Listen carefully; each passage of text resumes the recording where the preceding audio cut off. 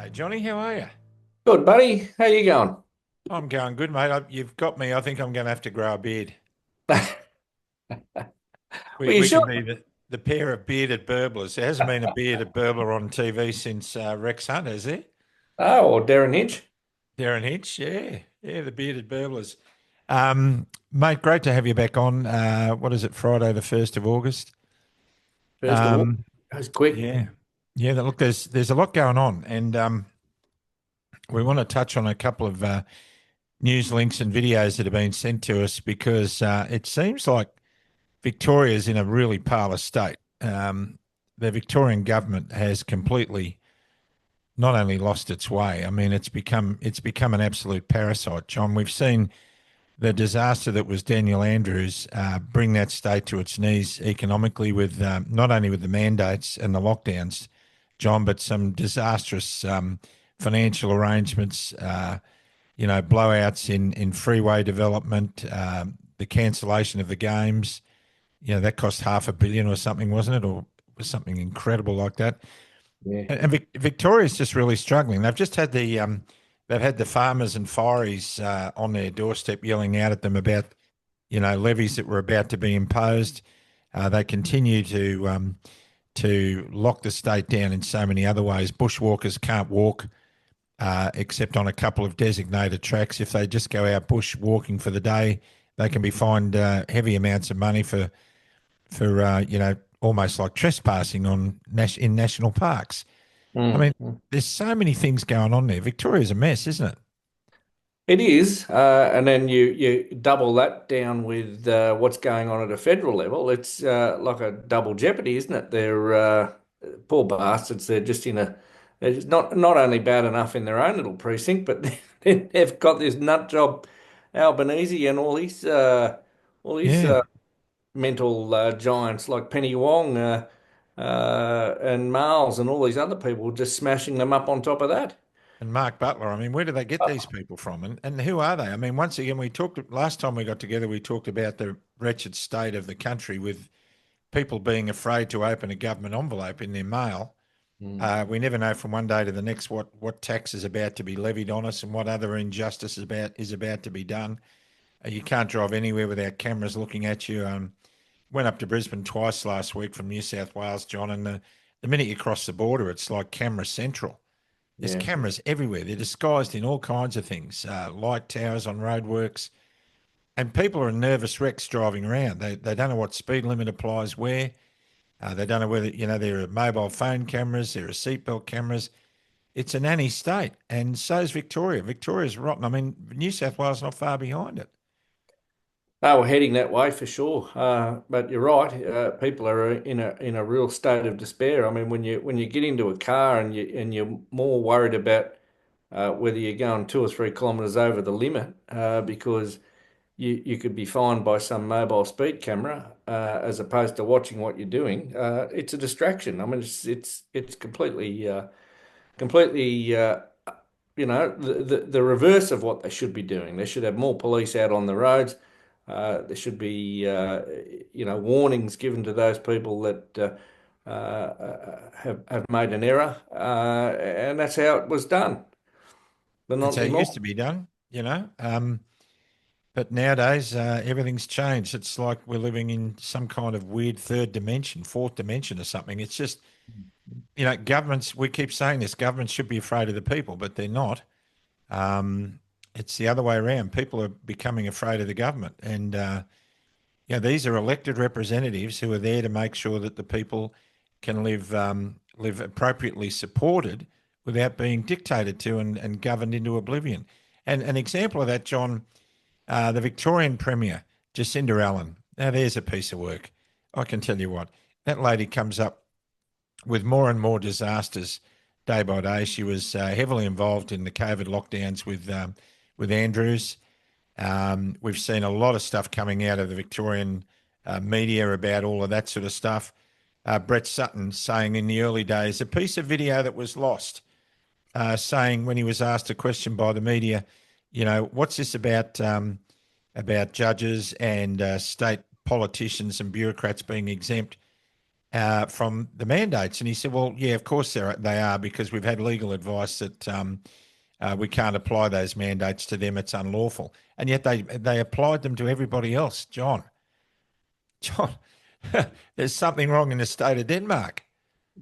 Well, it went on everywhere, Hoodie. I mean, this is the same argument that's being levelled at the New South Wales Police by Yasmin Catley, the librarian.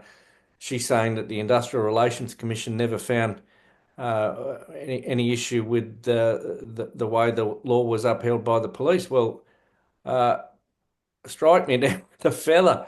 I mean, these judiciaries were corrupt, corrupt. I mean, I don't know what else to say. I mean, I don't know how they could sit there and listen to the evidence and come up with the garbage that they did, Yeah. and the lies that were told by these bureaucrats along the way. Absolutely despicable, and they should hang their heads in shame.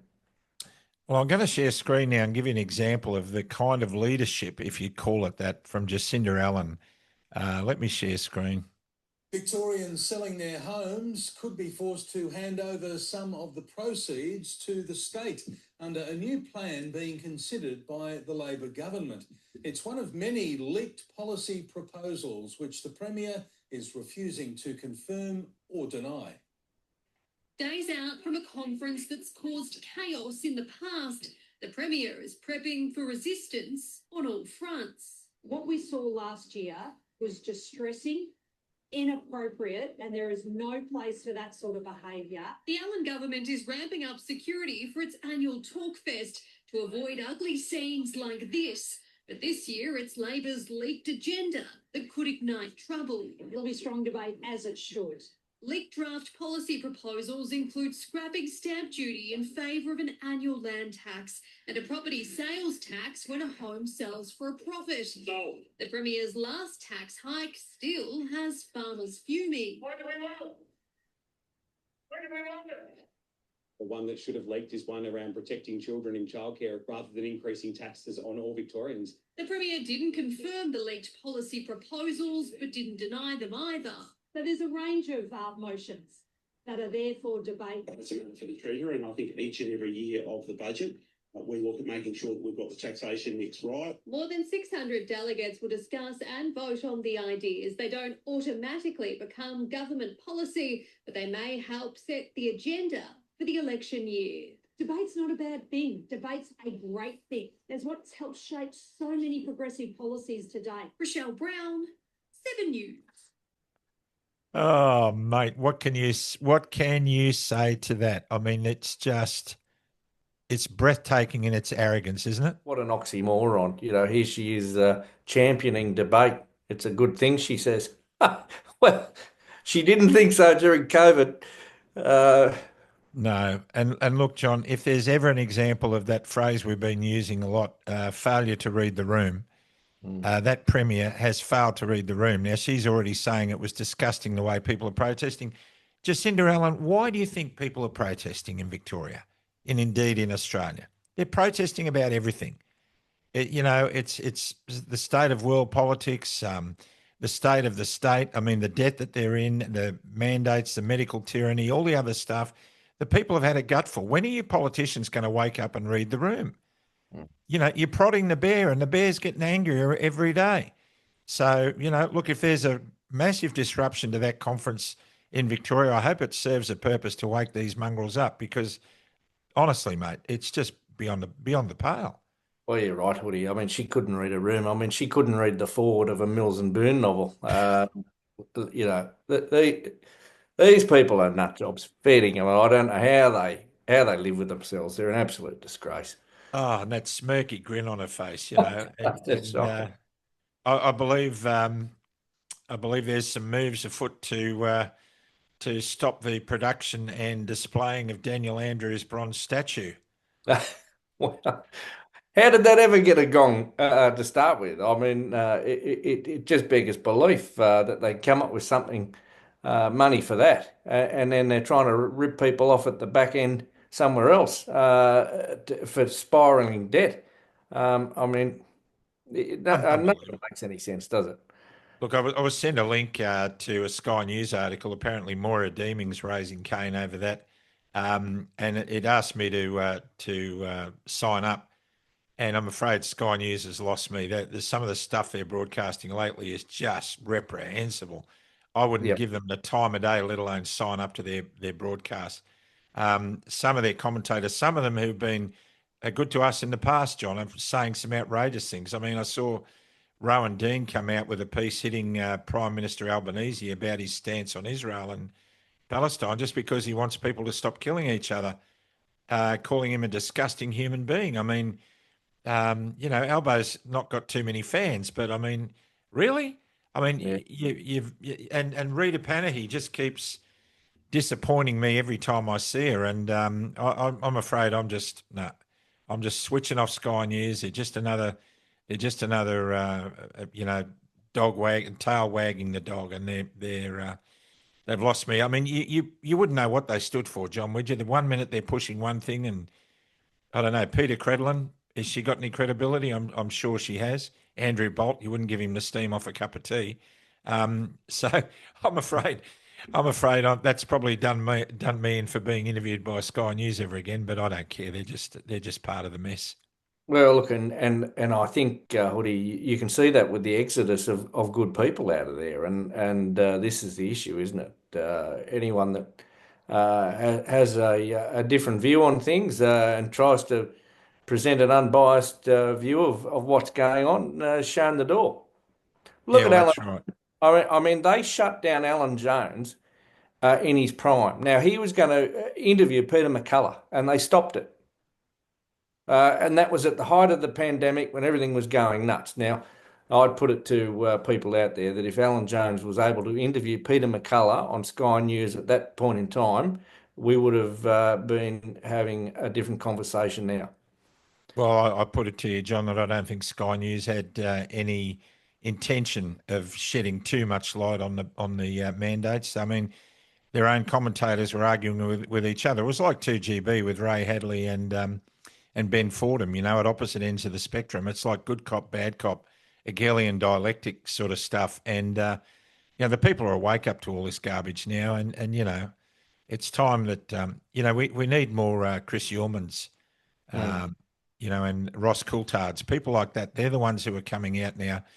They're doing the Tucker Carlson thing. They're pushing good media with an alternative viewpoint that's credible and rational. So we need more of that. But while we're on the state of Victoria, John, the state of Victoria and fire and rescue is in the gutter. It's just a real mess, isn't it? Victorians' lives at risk because of the state of their fire appliances down there. They are completely shattered. Their vehicles are breaking down on under lights and sirens, being towed off the freeway. Equipment just not functioning, and it's taking a toll on the firefighters in Victoria. And I want to show a video that I think the union has put out there, the Firefighters Union in Victoria, explaining the plight that they're in. And then I want to come back, John, for you and I to make some commentary on some other issues relating to that union. So let's share screen again. While we holler for a marshal. He loves us, doesn't he? He loves us. He loves us. What would you do if you called Triple O and your house was on fire and you said, I need a fire truck, and nothing turned up? I've never known it to be this bad. Lives are on the line. How do you play Russian roulette with that with a truck? Someone in the community is going to die. And that's the reality of appliances not performing to the standard that they're required to perform to. We are starting to fall short. We have had trucks towed. It's on their way to a fire call. I had a truck that lost complete power on the Pean Highway. I've been in a 37-metre ladder that's broken down and I've had to crawl out of that. It's not what people pay for. They're paying for a world-leading fire service that they're not receiving. The things that are breaking on their trucks aren't made up. It's happening every day. It's happening all across the state. It's happening all the time. The public don't know, and they need to know. There's going to be loss of life one day. It's not a matter of if something tragic is going to happen, it's when.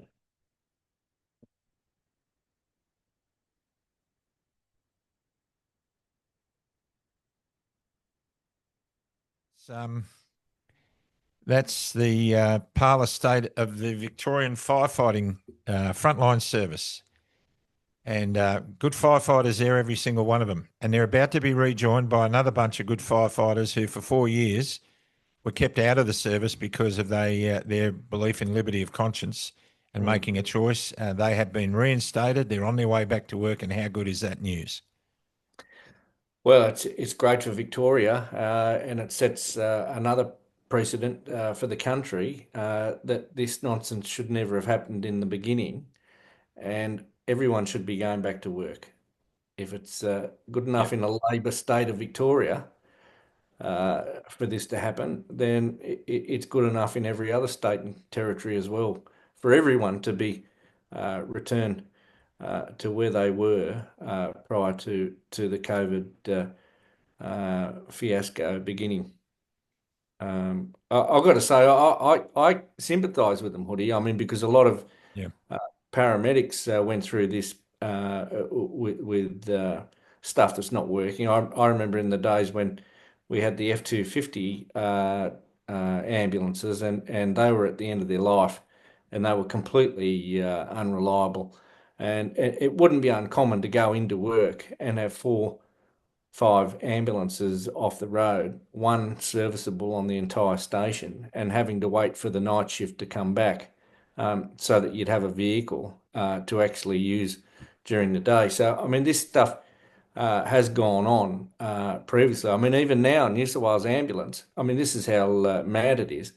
They've replaced the defibrillators on their ambulances, but the new ones that they've purchased don't work in harmony with some of the equipment that's in there, and they've had issues. They've had failures apparently. So they've told the crews that they're to keep the old ones and carry both of them into the jobs, just in case the new one doesn't work. What could possibly go wrong? So here we go again. I mean, this is the state of the nation. I mean, these people make dumb decisions. They've got no. They're not forward thinking. They're not. Replacing assets as they need to be. They waste money, and instead of putting the money where it needs to be in this sort of stuff, they go off spending millions of dollars on Are You OK coffee cups and tea bags and beanies and the like, so that they can appear to be doing the right thing. Getting back to the Firefighters Union, and our mate Peter Marshall, the Victorian Firefighters Union, whatever he calls himself, we're being contacted by currently serving firefighters who are, quite disgruntled about a lot of stuff going on there, because we've done a couple of shows talking to volunteers and in the frontline services who are really perplexed about what's going on. The Victorian Firefighters Union is already the most heavily subscribed, a subscription to a membership of the Firefighters Union. I think it's the dearest membership in Australia, and they're now upping it by $10 or something a week. Isn't it 45 a week? Isn't it? Is that right? 45, something like that. Something outrageous like that. Yeah, I think that's right. I think it's $45 a week or a pay. I stand corrected on that, but it's one or the other. But that's got their members really enraged. There's a lot of upset inside that union at the moment. But here's the other thing, John. They're spruiking, Marshall and Co are spruiking about documents uncovered which prove that the Fire and Rescue Victoria knew about the state of their vehicles and knew that those vehicles were going out in an unsafe condition, but let them go out anyway. And Marshall's upset about that, John. But Marshall and Fire and Rescue Victoria kept under carpet a report that showed that currently serving firefighters in that department had suffered vaccine injuries and their lives were threatened, and that the vaccines were not safe. They hid all that data. They hid all that material under the carpet. They didn't disclose it, and now they're standing out there beating their chest about the condition of fire trucks in Victoria, which is desperate and needs to be fixed. It certainly does. And our hats go off to all the frontline firefighters, paramedics, police officers, volunteers who are working in this space, no matter what your affiliations are, no matter what your position was on mandates. You deserve to be better supported. And this trade union, John, has proven yet again just how useless trade unions have been in the last 5 years. Every single one of them. Yeah, complete failure, Hoodie. Look, the one thing for certain is that these fire trucks would certainly have the best batteries. There's no doubt about that. They wouldn't need to holler for a marshal, would they? But when it comes to OH&S, work health and safety, these people are an absolute shocker. And let's examine that, Hoodie. I mean, you just touched on it, but I recall at some point there, not long back, there was a safety service notice, or whatever the Victorians call it, a safety bulletin, warning all the staff about the likelihood of a muscle strain from reaching up for the pre-shift documents on board the fire truck.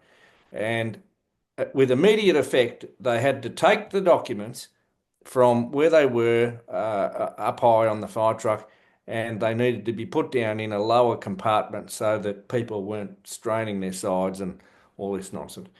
Yet in the same breath, we find out, Hoodie, that these mongrels hid the safety data, the risk assessment that said they could be killed from having the vaccine. Yep. And that was never disseminated to staff in any way, shape or form. They put out a safety notice about a back strain or a side strain or, potentially harming yourself in a minority way. Let's face it. I mean, that's nothing compared to what these vaccines are doing. I mean, that's death. That's death. That's completely different to a back strain or side strain or a muscle strain. But they ignored it.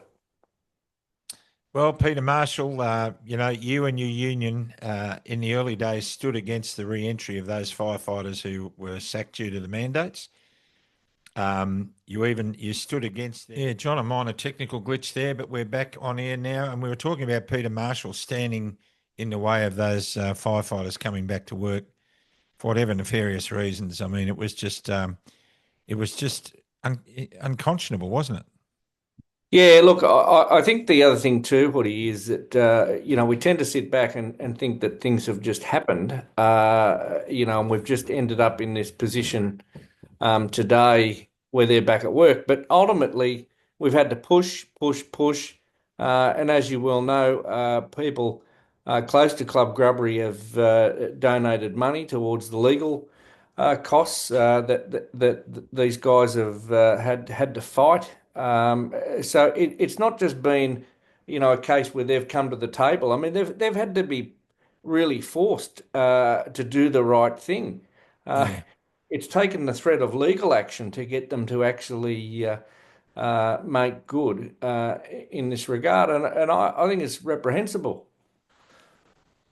Yeah, it is, and there's going to be a lot more to do with that, of course. But we're just hoping these guys get back to work and get serving the community. They're going to have to go through some retraining. There's a whole bunch of issues that they're going to have. There's no doubt about it. There'll be mixed feelings from those still in the station, but hopefully they're going to get a lot of support. They certainly need it, and they're going to get it from the community. That's for sure. So more power to the boys there.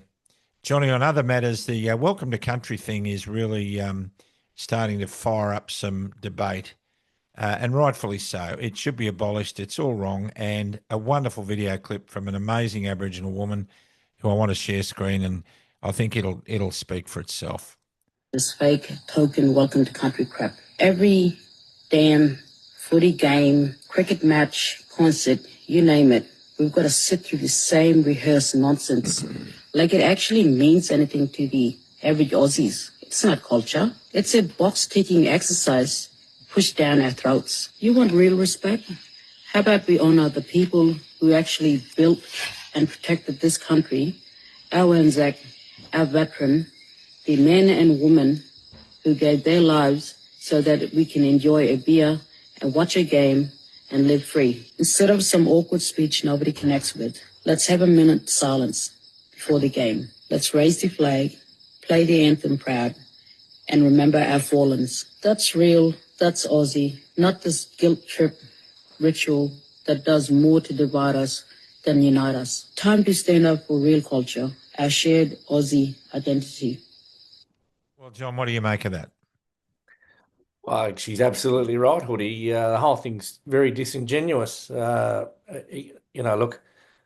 the reality is, I'm not a racist. You're not a racist. That lady's not a racist. I mean, we just want to be one Australia, and that's where it should be. I mean, we can create silos and we can create arguments to say that some people should be treated differently to others, but ultimately that's all wrong. Everyone should be treated the same. I mean, let's go back to, the possible invasion of Australia by the Japanese. It was one country. I mean, everyone stood together to defend this nation, and it would have been overrun by the Japanese if it hadn't been the case. So, I mean, we don't owe anyone anything, and we are all Australian, and that's how it should be. And I am sick to death of all this garbage at council meetings, sick to death of it at Parliament, at football games. It's all just woke crap.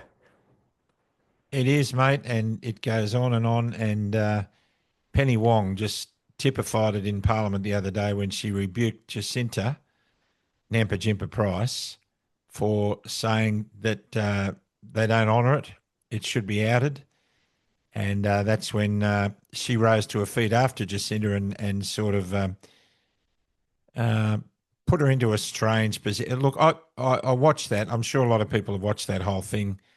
Penny Wong was just pontificating.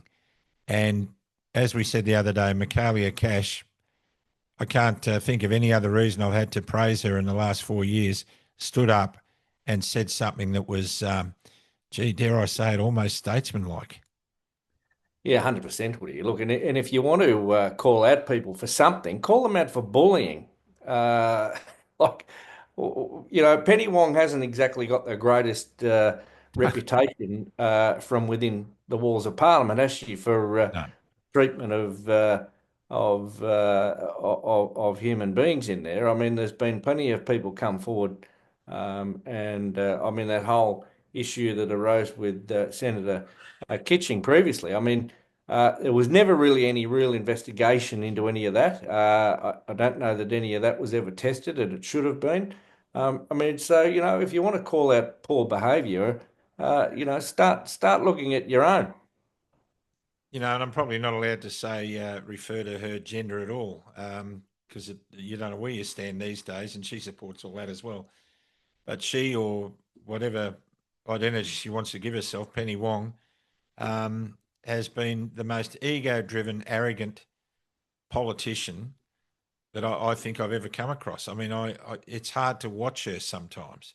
As intelligent as she is, as bright as she is in many areas, another one who just can't read the room. And people have had a gutful of this, John. They want real people back in there. Put Jacinta Nampijinpa Price in the PM's office. Let's get this country humming again. If we're going to have another female prime minister, let it be an Indigenous one as well. And Jacinta Nampijinpa Price, I tell you what, that's when you'll really see some reconciliation in this country. You get someone like her in there, she'll unite us all, black and white. And also, she's got the courage to stand up and say what really needs to be said. A lot of time for her. I'd love to get her on the program. But anyway, John, it's been an interesting week, mate. Yeah, it certainly has, Hoodie. We haven't had a lot of interviews this week, but we've certainly, as usual, sort of trying to keep on top of what's going on around Australia and around the world, actually. But never a dull moment. That's for sure. Never a dull moment. There's always something going on in the land of club grubbery, and there will be. That'll continue as we said in the previous edition. I'll be at a health retreat, trying to get myself sorted out and get some Barbara O'Neill magic worked on me, I guess, and it'll be interesting to see how that goes. Johnny, at the end of 2 weeks, will I feel like a big fat juicy steak? I've got a feeling I might. Who knows? You might get one up there, Hoodie. Might get a grass-fed one. No. No, I might get the grass that it got fed on, but not the steak. Anyhow, I'll brief everybody when we come back from that. But we're going to go and give it our best shot and see what we can do. So might be time to close with a prayer, eh? That sounds good, mate. Lord Father in heaven, we thank you for the opportunity you give us to come together as brothers for our country. Lord, we love this country and we love everyone in it. Everyone, even the haters. We love them because that's what we're called on to do. So, Lord, give us strength, courage, and wisdom, and give our country the energy that it needs to stand up in these very, very difficult times. Be with all those who watch us and listen to us, that they may be growing along with us, and that we keep compassion at the forefront of everything we think and do. We ask all this in Jesus' name. Amen. Amen. What do you often say? You just couldn't make this stuff up? You couldn't make this stuff up. Stay out of the trees, everyone. And great to have you on board with Club Grubbery. And we'll get back to you very soon with some more content and some more interviews. God bless you all and bye for now.